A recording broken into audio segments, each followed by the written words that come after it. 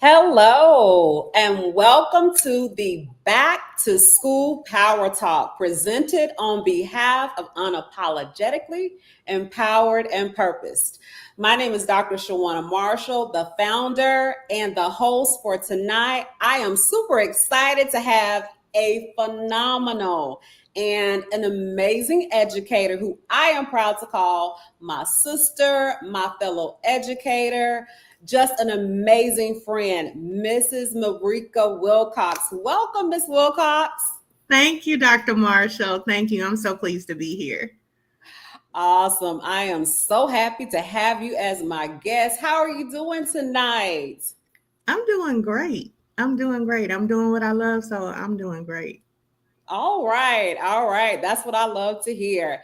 And so, for everyone out there who is tuning in, I truly believe that tonight will be a very profound segment in which you will learn and hear just really, really impactful tips, strategies, things that you can utilize as a parent, as a guardian.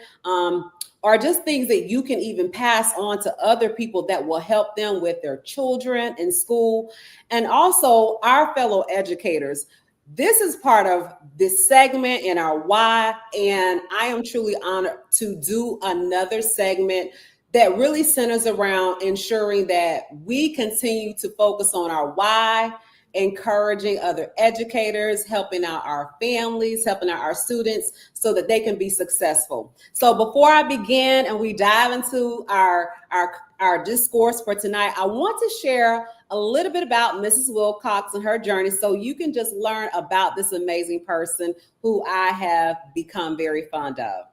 Mrs. Mareka Wilcox is a proud educator of 20 years. Education is actually her second career. Before moving to Metro Atlanta in 2003, she worked as a fraud investigator for a healthcare management organization in Nashville, Tennessee. Mrs. Wilcox earned her Bachelor of Science degree from Tennessee State University in 1996. Shout out to an HBCU graduate. Woo, woo. All right.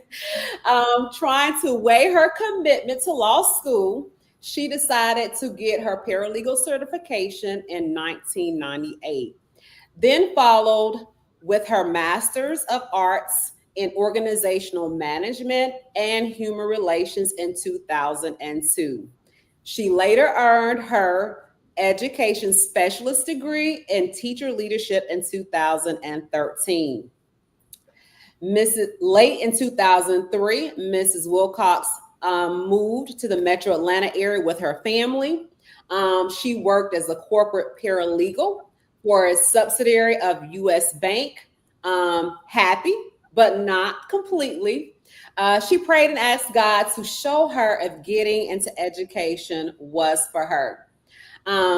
She has emphasized and shared with me that during taking tests and passing, that was then when she realized that it was God opening a door for her to move into education and make an impact. So during her career in education, at the beginning in 2005, she started at Luther Judson Prince Middle School in APS, where she started as a seventh grade math teacher. She has shared that her first year was hard, but she made it. She also has shared with me that some of her first year students, the impact, the experience that she had with her students really pushed her to conquer the world of education. That's powerful. She has shared that she continues to hear from those students that she taught way back when. And she said, because of those experiences with her students, that is what has kept her going and has helped her today. And so she has continued to develop a great passion for education and develop relationships with her families and students. And she continues to serve as a proud educator with experience as a teacher and assistant principal. And she continues to thrive and dedicate her commitment to excellence, impacting students and families. Wow, Mrs. Wilcox, That is a lot. That was profound. Thank you for sharing about how you became an educator. When I tell So, you getting into education, I'm sorry, I didn't mean to cut you off. oh, I was okay, just go going to ahead. say, taking that opportunity to get into education really helped me to find out, hey, I can really make an impact somewhere. So that was the idea that I moved forward with. I wanted to make an impact. I wanted to do something for someone. So it was the best decision I made. It's ironic you say that because as I was shared with Mrs. Wilcox when she shared her bio with me, we have so many commonalities: the paralegal certification, the passion for law, and then actually taking another path, which is education. So it's amazing. Like, I'm like, I see why we had that initial connection. So I'm so grateful to have met you. I'm so grateful that you took me under your wing when I came in as a first year teacher. And so just proud to just continue to know you and just really, really establish that solid foundation that we have as just educators and just as sisters and friends. So now we're going to get down to business so that we can share just some great resources and just things to help our families. So focusing on our current year, we are in 2025. So as we embark on a brand new school year, what I want to ask you first as a parent, but also as an educator, what do you believe are two key important facts or pieces of information that you would like to share to families or to educators?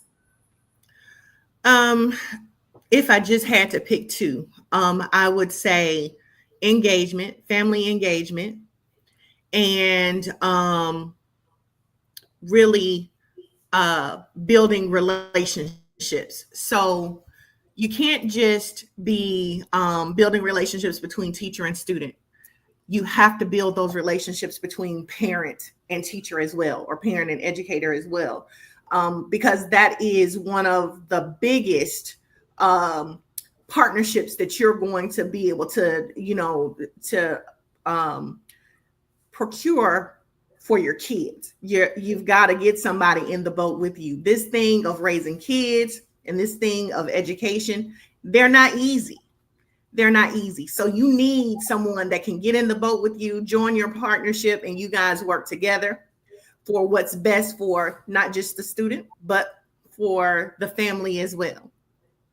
I like that you said that. And it's ironic because one of my questions that I was going to ask you is how important is that partnership, that teamwork? So I'm glad that you've already really just touched on that. I have always said that it is a partnership. It is a team effort.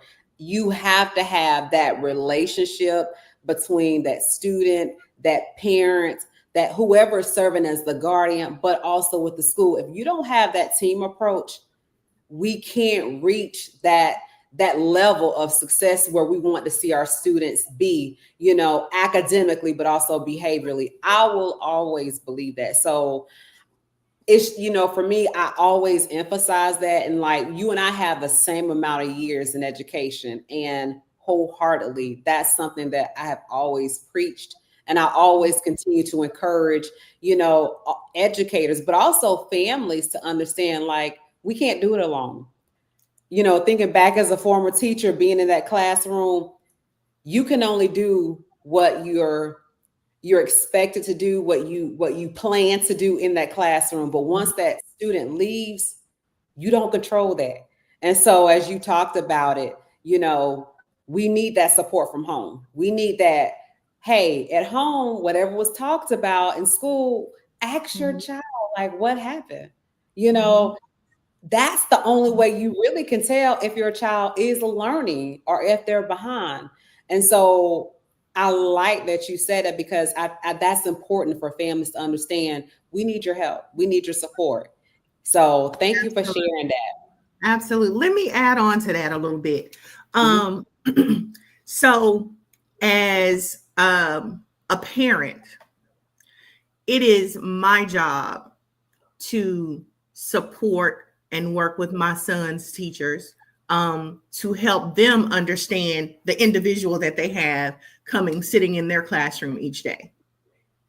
But also to that end, it is my responsibility as an educator to help the parent understand who is sitting in the classroom. I feel like as an educator, we should take the accountability piece and help our parents really understand what it is that we recognize in the classroom, what it is that that is really taking place from day to day. Not just a lot of people think that it's just behavioral things, and that's not it. We need to help parents understand what we're seeing academically for their students, because parents really don't get a holistic understanding of everything that we have to look at. Parents just think sometimes, oh, well, my kid may not be performing well, and that's really just the gist of what they think.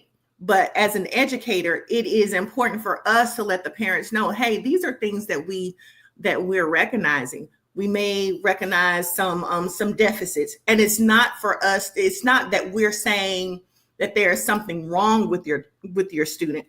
We're just simply saying, hey, these are some things that we've identified. Now let's get in the boat together and figure out some strategies and some interventions that we can use in class and at home, so that we both can work together to meet the needs of the student. And I think a lot of times that's not what comes across to parents. And I really would like for parents who are not in the education field to understand what it is that we need for them to understand, if that makes sense. It does, and I have to share this for our audience. When I came to Sweetwater at the time, and I worked with Mrs. Wilcox, she had two daughters, twins. And so as she's sharing and she's talking and sharing her knowledge from a parent, but also an educator side, I can remember her daughters, and the success that they had and just graduating with those honors. And so my question to you is, as you talk and you're sharing now, being a mother of a son, so you now have one child left, your son, and he's in middle school, correct? You have your set of twin daughters that graduated. And I mean, they had honors scholarships. How did you balance being that parent, but also being that teacher with two daughters that were very successful, very intelligent? So if you could kind of share that, because I think that speaks volumes. It's not, you're not just speaking from the side of an educator. I mean, you have experience where your children, your daughters have gone on, graduated high school, gone on to college. So it really adds to just, your wealth of experience and knowledge that could help people. So first, let me say this, and I have to give accolades to my parents. They really pushed education as I was coming up. So I knew for me, after high school, college was the only option I had. There was no choice in I'm not going. I knew I had to go. So I kind of reared my family in the same understanding with, now this just came here recently within the past few years, I will say, with the idea that maybe a 4-year college might not be in the works or an idea for all kids. But I do kind of always speak to the notion of you got to be better. I want you to be better than I am. I want you to push forward and be able to further yourself, because it's hard out here in real life. It really is. But looking at what my daughters have done over the years, I had to learn to listen. I had to learn to listen to their needs and really hear, not just looking at them from oh, I'm your parent, but I'm also an educator and I know everything. I had to listen and listen to their needs. And therefore, it helped me to kind of them navigate this thing called life after high school and getting into college and being able to perform well. So I had to learn to listen. And it was a tough battle for me. It really was. I have to admit that it was really tough. But understanding what they needed and realizing that the ideas that I had for them may not have been in the plan. I can remember, for instance, Morgan, when she told me that she wanted to major in theater. The first thing I said was, well, you're going to have a minor in something else, because how are you going to make money? Well, you might want to look at being an English minor, or you might want to look at journalism because you're going to have to do something. Oh, maybe you can get into education, another way. So I was pushing my ideals on them and not really listening, but also not realizing, hey, you're raising great individuals. You've instilled some very strong beliefs in them. Give them an opportunity to do it. So, like I said, it was a growing moment for me. And I'm still growing, even with this son of mine. I mean, he's a great student academically. He's an athlete, and he is doing all of the things that that I could ever imagine. But he kind of makes me stop and think when I get to pushing, like, what is your major going to be when you get in college? He's like, slow your roll, Ma, I still got time. It was a growth thing for me, and I'm still growing. Well, that's with all of us, like as each year comes, like to me, I always firmly believe that life, it's like as you aspire to be a better person, it's learning is a lifelong learning process. It doesn't Mhm. stop, especially if you want to improve, you want to grow and to be a better person. So we're all still growing. So thank you for Mhm. sharing. All right. So this year in our district, the theme is all about lead. So, in Mhm. your opinion, what does that word mean to you, lead? And what does it look like? What does that look like when we say lead, in your opinion? Lead. So first of all, when I think of the term lead, I don't want to just think about it from an administrative point of view, Mhm. because being a teacher in the classroom, I was a leader in my classroom. Um, and I always pushed for my students to be leaders. I would always say, don't be a follower. You got to be somebody that, that other people would like to follow, because you're making the best decisions. You're doing the right things. You're performing academically well. So when I think about the term lead, I'm thinking about all of the nuances that could go along with, with the letters. Leading. You gotta listen to be able to lead. You have to be effective in order to be able to lead. You got to have aspirations in order to be able to lead. And then for D, you have to be driven. So I think about a lot of things when you're talking about the term lead. Um, you got to lead as a parent. You got to lead as a spouse. You got to lead as a friend. So when I think about the term lead, I think about what avenue am I in right now? How does it apply? And I take it from there. So if you want to ask me something specific, like a scenario, then I can go forward. I don't want to step on your toes or answer questions before you get there. No, you're fine. When I saw the theme, I was like, wow, and initially my first reaction was, okay, I wonder where this came from. Because for me, when I've been a teacher in the classroom, when I've served as an instructional coach, Mhm. even now at the district level, like I always think about how I model for people is how I would want somebody to model for me. And I remember being in that classroom, and I remember Mhm. sometimes having people come in and evaluate me. And then, Mhm. they give us feedback. And, Mhm. for me, I've always been that perfectionist. I've always wanted to get it right. I always wanted to increase, make sure if I got a 3, I wanted a 4, And so Mhm. I remember having a conversation one time with an instructional coach. And so when she was giving me feedback, I was like, okay, that's a valid point. And so I asked, would you mind modeling what you expect or what you would like to see? And I would Mhm. never forget that person didn't. And so when I think about the word lead, I always said whenever I got into the position of where I would become an instructional coach, or I had that position where I was no longer in the classroom and I was having to model and show Mhm. someone, I always wanted to remember what it was like being that teacher, wanting someone to model and show for me. And when that person at that particular time never came back to show me what she Mhm. expected, but she gave me feedback. And so as I Mhm. think about leading, I take pride in that word because even now I think about where I am when I'm working with assistant principals, when I'm out working with parent instructional coordinators and parent outreach Mhm. liaisons.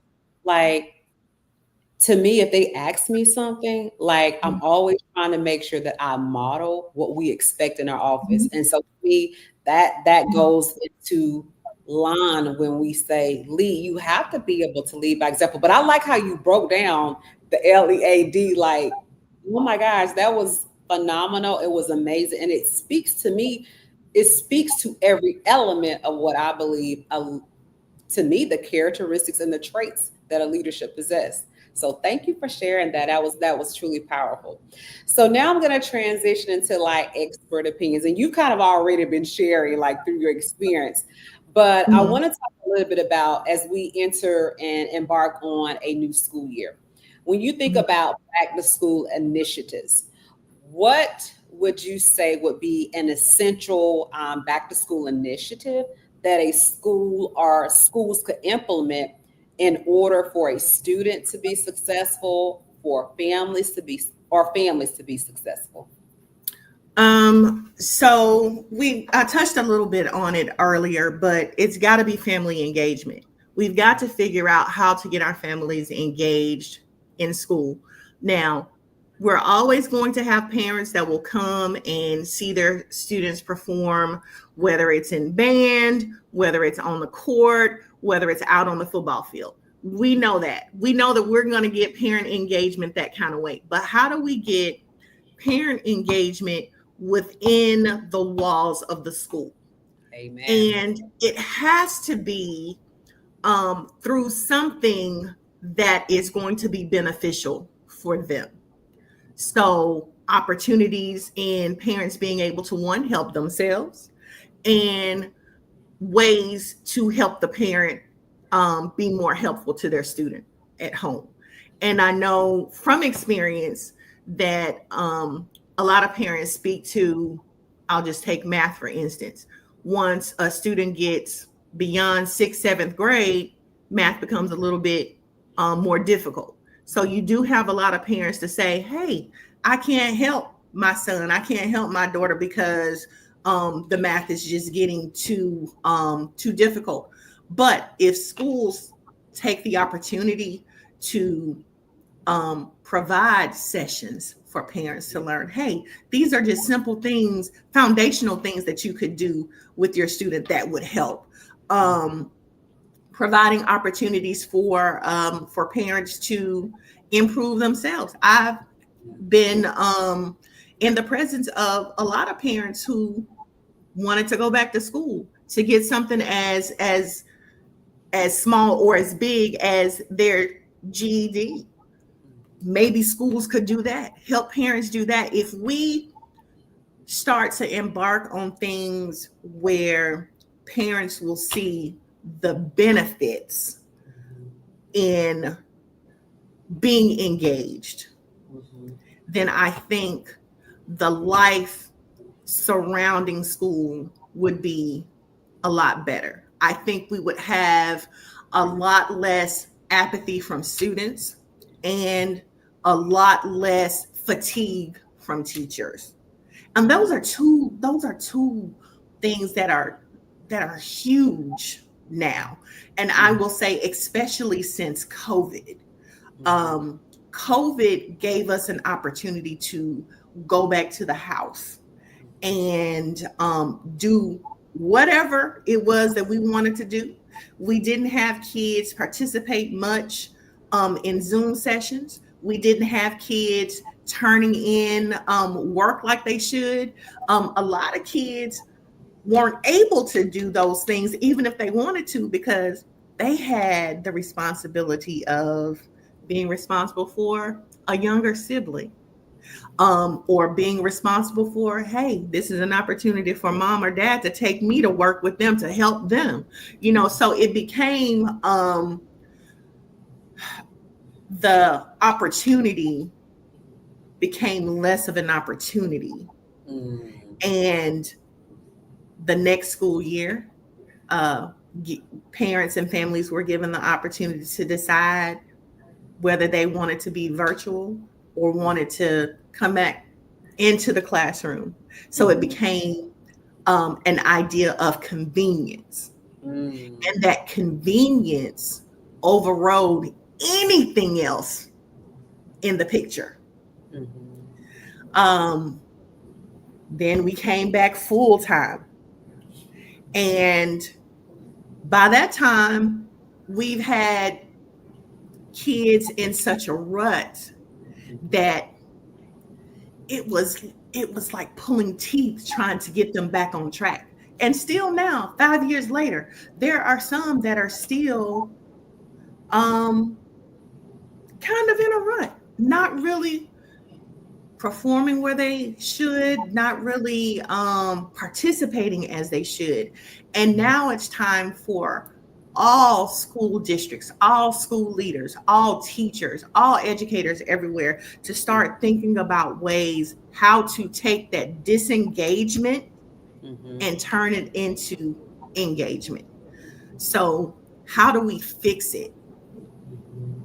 How do we fix it? That's interesting that you said that, because I think about the work that we do in our office. We have the Office of Family Engagement. And so one of the biggest things that through our work, we always try to emphasize to schools, because one of the requirements, for Title I schools is making sure through family engagement, there are certain workshops that have to be implemented. But what we try to always stress to schools, don't just have a workshop just to have it. Your family should be able to attend a workshop, take something from that workshop that is going to build their capacity, which in Mhm, turn they will are able to take it home to help their mhm, children. And so when you talk about family engagement, that is so critical. And so through family engagement, being more intentional is one of the things, mhm, especially as we are having our beginning of the year, like we're having our beginning of the year Title I AP training. We're emphasizing certain expectations as we move forward with family engagement. mhm, Like, hey, these are the expectations that we would like to see this year. Make sure that you're being intentional in planning these workshops. It shouldn't be just about, oh, families are just learning about the curriculum, but what are you providing for them? Because you talked about there are some parents that may really could benefit from teaching them something as it relates to math, because mhm, that may not be their area of strength, or whether it's English language arts. So they have to feel when they're attending these workshops that not only are they hearing things that are of value, but it's something they can truly take in, be not, mhm. or even if it's something small, but it's going to help them be even more powerful in helping their child at home. So I totally agree with you. What you said is truly really on point, and we just have to continue to work and improve in that area. Yeah. So with go ahead. I'm sorry. Go ahead. What were we about to No, say? I was gonna say something that I thought about, and I have to give kudos to one of my coworkers. And I know she's probably not not on here, so I won't call her name. But you know, what do we have a lot of in some of our schools? We have a large multilingual learner population. And a lot of times the children are the ones who get the first initial experience with education and language acquisition or English language acquisition. I think what would be a great benefit to some of those families would be if schools offered a track to get this citizenship. You know, we have a lot of talk now about illegal immigration and things like that. But I think with families coming over seeking a better life and things like that, why don't schools or districts partner with parts of the government or even establish avenues or pathways for families to establish citizenship. I think that would be a great thing. That would be you got me sold. If it was me, that I'm sold. That's how you're gonna get my engagement. You're telling me, you're teaching me how to get on track to become a citizen. So you're going to teach me English language. You're going to teach me the things that I need to know to become a citizen. So, and I'm learning the history of the country that I want to be a part of. I think we need to look at things in terms of when we want to make things look like it's a benefit, or we want to make things look more appealing. What is it going to take? We have to start to think out of the box. And my coworker who came up with that idea about the parents of the students in the school where we are, that was just so telling to me. And I would be first on board to be a part of something like that. One of my closing questions I was going to ask you, considering the climate that we are in right now, what would you Mhm. like to see if you had the opportunity to share or be able to be a part of a change or a movement that could really help improve our area of not just academics, but just improving our community so we could see better student achievement? When you said that, that literally led me back to that question. So to me, that is so spot on, because thinking outside the box, because a lot of families are afraid. We're count is down in a lot of schools, and it's because of just where we are right now in the current climate. So what you said would definitely, I can see, be something if the opportunity, if it was something that could be done, or districts would consider. I think that would be a very, very great idea. So thank you for sharing that. You jumped ahead, but I'm glad you said it.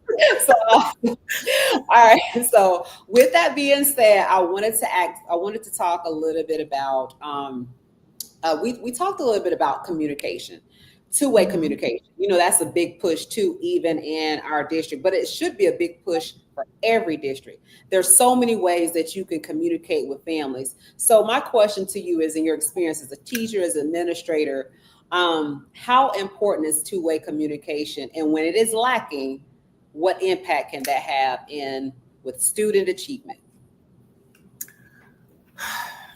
Communication is so vital in every aspect of every relationship.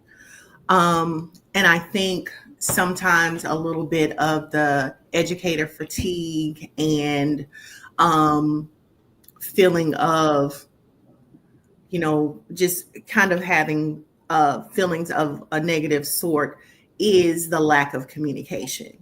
How to be able to connect with parents. We know from experience that a lot of times, and I know whoever's out there watching, you may not believe it, but a lot of times parents will change their phone numbers just so they don't get contacted by the school. And it's almost like it's it's an inconvenience. And the only thing that educators want to do is to help you help your student get better.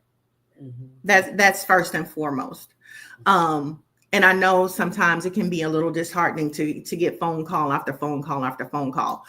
So maybe there are other avenues that we should take. And I want to give kudos to Gwinnett County for implementing what is it, the parent view, parent portal, where we can just simply type in a message for the parents to read, to let them know, to keep them engaged, to let them know what's going on.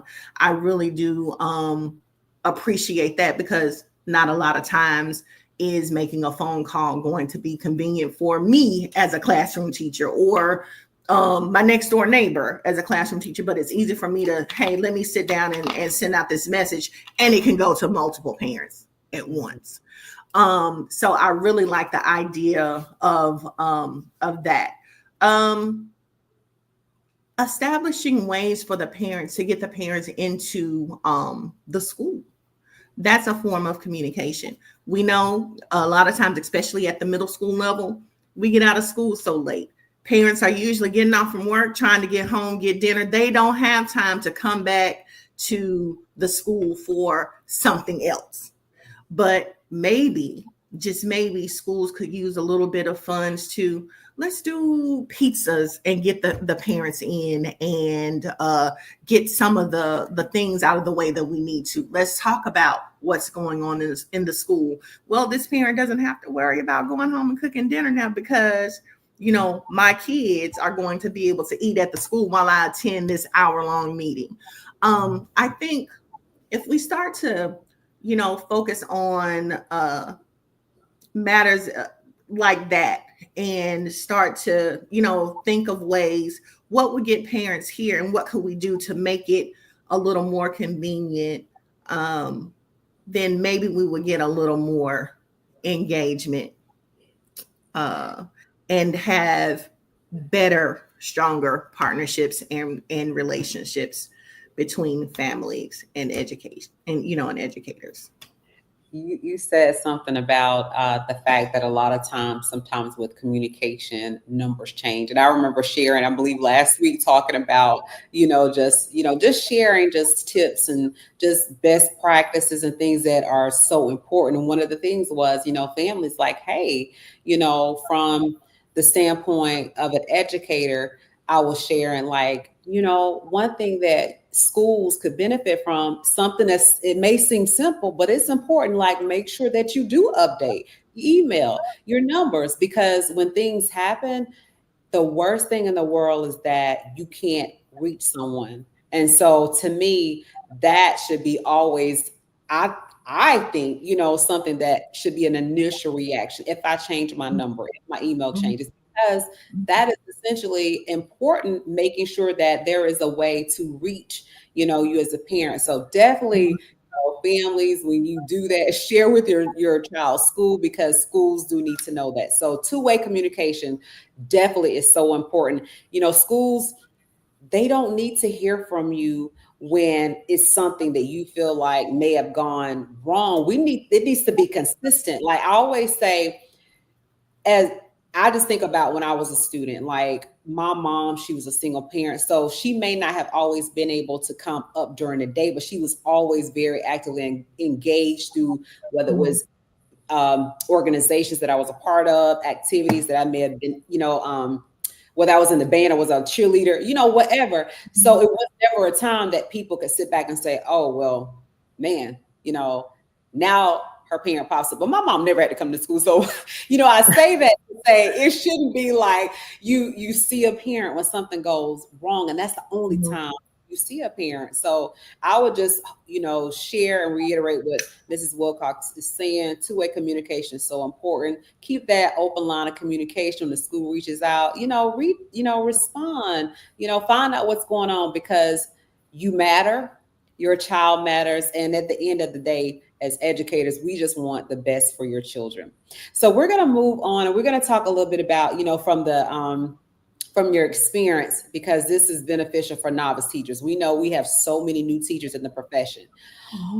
being a veteran teacher, you were my team lead, you were a phenomenal assistant principal. What are some things that you would like to share for novice teachers to just really inspire them, or just words of inspiration as they are coming into a new profession that is definitely one of the most noblest professions? I would say, first and foremost, you can't eat the whole elephant at once. You've got to chew it one bite at a time. So, whatever it is in your experience in this first year, do not try to take on too much. Zealousness is a good thing, but being overzealous can kind of get you in a situation to where you're now feeling overwhelmed, to where you're feeling like it's just too much. So take your first year and get to know the ropes, get to know your school, get to know your district. There are so many things that have to be learned. You've got to learn the way of your local school. You've got to learn the expectations of your district. And you've got to learn all of these little people that sit in your classroom each and every day. And biting off too much will get you into a situation to where you're now feeling like you're overwhelmed and you are not responding to situations and things the way you would if you were less whelmed, I'll say. So work on first developing relationships with your students,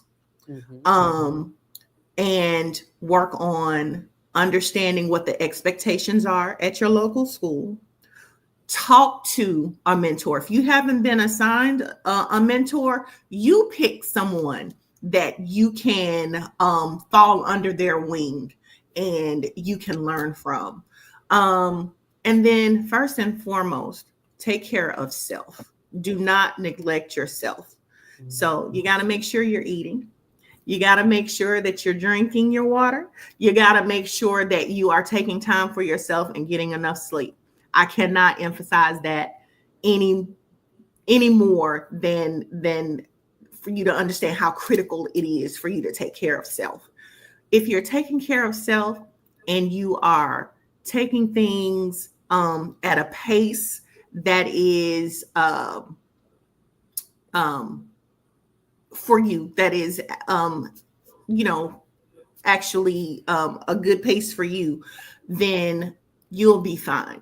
I see a lot of first year teachers getting a little bit overwhelmed trying to do everything. Hey, you are going to make your mark. You are going to impress the powers that be. Just take care of self and don't try to do too much. Don't take on too much. Get through your first year, and then your second year, you can do a little bit more. Now, you said everything that I wanted to say. When I tell you, literally, as you were speaking, I was thinking, you know, I remember back coming in as a first year teacher and I wanted to be great. My aunt was great at really, helping to share advice, just strategies, just things to help me be a great teacher in the classroom, from classroom management, how, organization, just how to plan. And so for me coming in as first year, I can remember, like, because I just wanted to be such a good teacher, I never wanted to feel overwhelmed or add too much to my plate. So I will say I was blessed coming in. I did not add any more than what I felt that I could handle. And so I share that too with people. I believe that, like you said, you can't add too much. And the reality is, when you come in new, you can best believe people will find you and they will ask you, hey, would you like to be over this? Would you like to be over that? And it is okay to say what Mrs. Wilcox just said. You definitely need to invest that time getting acclimated with the environment that you're in. And you're going to have from 25 plus students. And if you have less than, you're fortunate. And so that first year, just getting to know your students, your families, and just the way of what the expectations are, what it's going to be like being in that classroom. So when you start taking on those additional roles, it can definitely be overwhelming. So I wholeheartedly agree. Definitely, make the best decision and really think about what is best for you. And especially if you have a family, be Oh, realistic about what you yes. take on, especially in year one. And I would even say that not just in year one, all the years to come. Like one thing I've learned, I think by my year six, I really got to a place where I said, you know what? This is work life balance. You have to really understand work life balance, and you have to learn when you leave work. Mhm. You have to learn how to disconnect. And so I had really got into a rhythm where I realized, okay, I was at work a lot of times an hour before it was time to be there, because I always had the mentality, if I'm in the building, I get my mind right mentally. I got my praise and worship. I'm getting my positive mindset. And so I was always literally in the building. And I know you were, because you were part before when I pulled up, your car was already there. So just making sure that you get a system in place that works for you, whether you're novice, veteran, and then learning too. I would just share with all educators, you really have to have that work-life balance. And I really encourage that for novice teachers.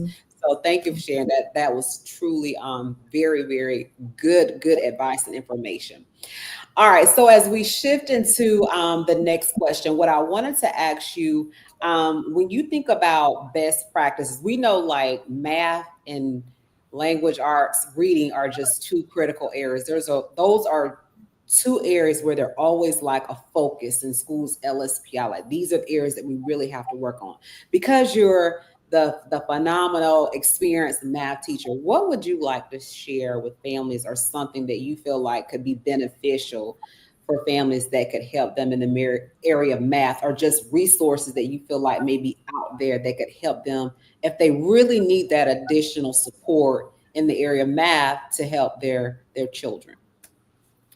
So the first thing I would say would be to reach out to their child's teacher. That would be the first thing, because the teacher may always have resources that he or she would typically go to support the student. But second of all, I would say, we Google is a phenomenal thing. You can Google anything, and with AI these days, nobody nobody will be in the lack for anything. But seriously, parents should first and foremost reach out to the students' teachers, to find out how they can help their student. And if it comes to a point where they feel like, I'm just not equipped to support my student, there are things on the internet that could help you, tools. For instance, Khan Academy. I saw another one today. I can't remember it right off, but there are intervention websites out there that can help you support your student. And then lastly, I'll just put the plug out there. You have access to tutoring. So check with your local school, check with your district to see if there are maybe individuals, or maybe there are organizations, churches, um, um, paid places like Kumon, things like that, that you could get support for your students. So there are ways out there that are feasible to help you get the support for your students, and to even get support for you. So you gotta take that first step, take that initiative to find out, to ask. It's nothing wrong with asking.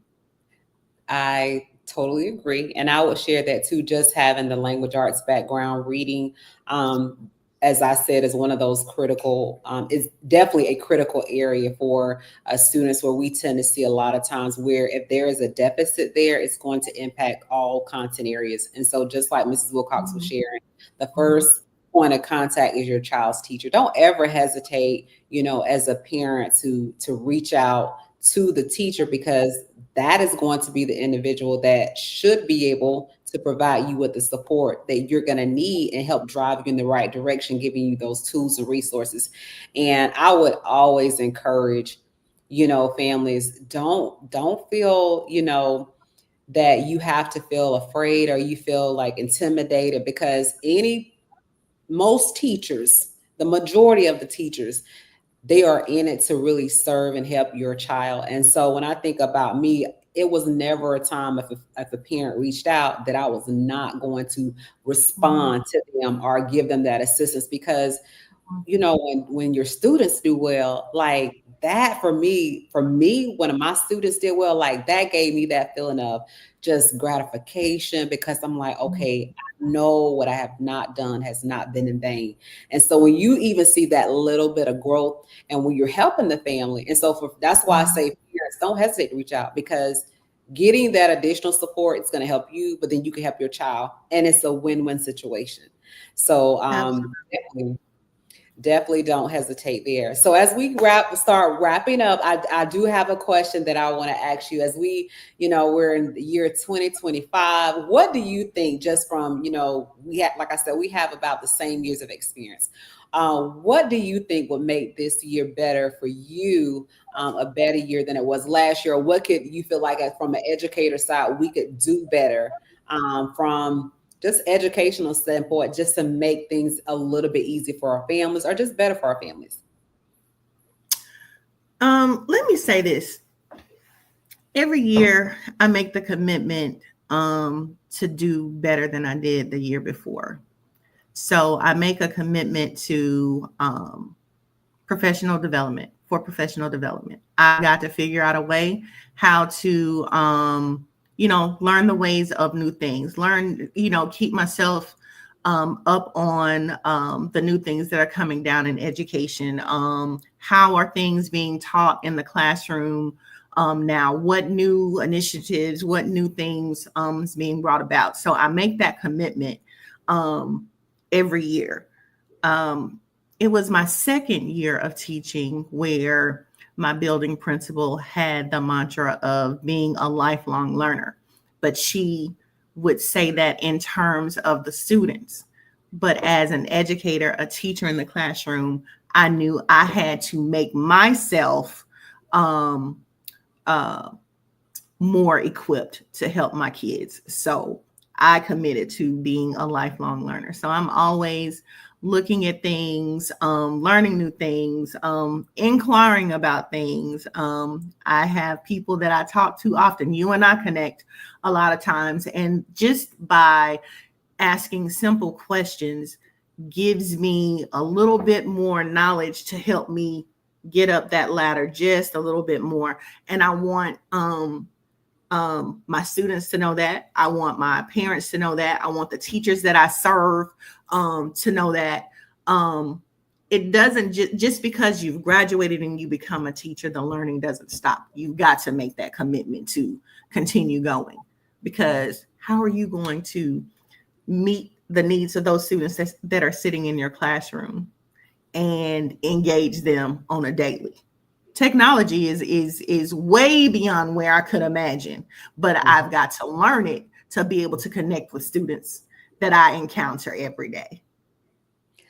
You are so right. I actually had a conversation, with you before I started this year. And so, just, something very personal for me. And I sat back and I reflected over the summer, because I thought about, okay, all right, I'm here. I have this degree, I have these years of experience, but in my mind, I was thinking, okay, what could I learn, or what could I work towards within this year, maximizing my full potential so that I could be even better educator. So as you share that, like, I know for me, that's something that I always think about. I don't like being complacent. I don't like feeling as though like I'm stuck. And so for me, the more that I know, whether it's learning more about educational policy, that's why I love sharing weekly, whether it's something about the updates or trends in education, because I feel as though I need to know, because this is impacting me, which in turn is also impacting students and families. So I love sharing those tips. So I'm always staying abreast of what trends are coming down from the U.S. Department of Education, whatever is going on at the state level, federal level. But also, like you said, as an educator, like, what can I do? What's my next move? What can I do? What can I learn to make me feel even more of a powerful asset? So you're right. Like, it doesn't stop here. Like we have what, 20, I'm going into year 21. We're about the same. And so I still don't know it all. There's Right. always going to be a constant trend. So sharing this to everyone out there in the field of education, and even to our families, like, as we sit and we're talking now and having this conversation, we're still learning. We're still trying to learn because we want to improve and we want to be a better educator. So, as you know, as I ask that question, I hope that people out there can hear that, not just from the educational side, but in the from the family side, seeing like people like who have the mindset like us. We're not going to stop here just because, we're in a classroom or we're at the district level or we're at a certain level, because we have to keep learning. Times are changing, policies are changing, and the climate that we are in, we see where we are. There's so many different updates and changes that are going on, and so we have to continue to learn. And so, Mrs. Wilcox, as we get ready to close out, I want to ask you, because I definitely want to give you the opportunity. Is there anything that I may not have asked, or anything that you would love to share that you feel like, hey, you just really want to throw it in there, just to make sure that you give people that extra fire and energy so they can have a great, phenomenal year? Feel free to share. I think the only thing that I would like to say is, and I'll say it from a leader point of view, and this is what, for any leaders that are listening to this discussion tonight, always be for your teachers, your students, the people that you encounter daily. Always be for them what you thought you needed as a teacher. That's what I always share with my teachers. I want to be for you exactly what I thought I needed when I was coming through the classroom. And whatever that may be, whatever it may be, I may not, I may can't call it for what it is, but whatever it is that you need, if you tell me, I'm going to try my best to be that, to give you that, to provide it to you, because I want you to be successful. And you can't be successful until all of your needs are met. So I'm going to continue to pour into my people. And I'm going to continue to seek to be poured into from the people that I have that are mentoring me. So if we all do that, maybe we can make this thing work out and become the best thing that has ever come to fruition. Education is where it's at. And I'm so glad I made the change. And I'm so glad that I was able to connect with you first as teammates, working on the 8th grade, and then to find out that you were my sister of the blue and white, baby. That just connected us even more. And I'm so glad that we can reach out to one another and just chit chat a little bit. It's always engaging conversations. We always have those engaging conversations, but I just like to say thank you, because you always make me look at things through a different lens. You always make me kind of want to push a little further and just dig a little deeper. So it's because of you that, you are a part of the many reasons that keep me going in this thing called education. So I just like to say thank you for all of the experiences and opportunities that we have shared together. Oh, Ms. Wilcox, you got me very emotional. Like, I'm trying not to get teary-eyed. But like, I was listening to you, and I think about just when you touched on the part about essentially what you were saying, because what I have noticed sometimes when people get so far removed from the classroom, they forget what it was like to be in the classroom. And so as they elevate to that next level, what I have noticed is sometimes that they forget what it was like being that teacher. And so you can't, it's almost like you Mhm. can't relate. And that's something that I have always took pride in, is always remembering as I'm going out working with schools, don't forget what it was Mhm. like being in that classroom. And as I have aspirations to still elevate, I always want to remember what it was like being a teacher, what it was like being in that classroom. I don't ever Mhm. want to get into the position that I'm so high and mighty up the chain that I forget what it was like being a teacher in that Mhm. class. What you said was so, so important. You want to be poured into. And then so it's like you remember, like, this is what I have to do for the people that I'm working with, Mhm. are looking up to me, that I'm mentoring. So, so Mhm. profound. Thank you for sharing. And as we get ready to close, to everyone out there, to families, to other educators, my hope is that something was said that you were able to just Mhm. really take from this segment, because I love doing this segment every year. This is an annual thing for me ever since 2020, because I always believe this is my profession. What can Mhm. I do to give back? And so this is my way of trying to add to giving back to our profession, because I always think about, like, you know, the more we say that all the time, but the more the more knowledgeable you are, the better that you will be as a student, as an educator, as a person, and even it Mhm. goes beyond just being a student. Like when our students leave us and they get out into the real world, a lot of those students, like you talked about, they never forgot the impact that you Right. had on them. And so for me, when students can look back and say, well, it was that teacher that changed my life, or changed Mhm. how I felt about a situation, or even helped me to become a better citizen, like, Mhm. I mean, it's priceless. So, on that note, I want to say thank you, Mrs. Wilcox, for being my guest on this segment. Like, I can't say thank you enough. And shout out, because I see the comments coming in from a lot of people, and I have to give a shout out to them. Thank you all for the comments. Like, it warms my heart to know that something that we said was impactful and that could help you. So, thank you again. If you know someone that did not get a chance to watch this segment, but it would be beneficial to them, please share it. They can go back and watch it on YouTube. It's going to be there under Dr. Shawana Marshall. So we definitely just want to just let people know we're here to support you. Educators are in it to win it, to make sure our kids are successful. And so, on that note, be blessed, have a great night, and we pray and hope that you all have a fantastic 25-26 school year. Good night, everyone. Bye. Good night. Thank you.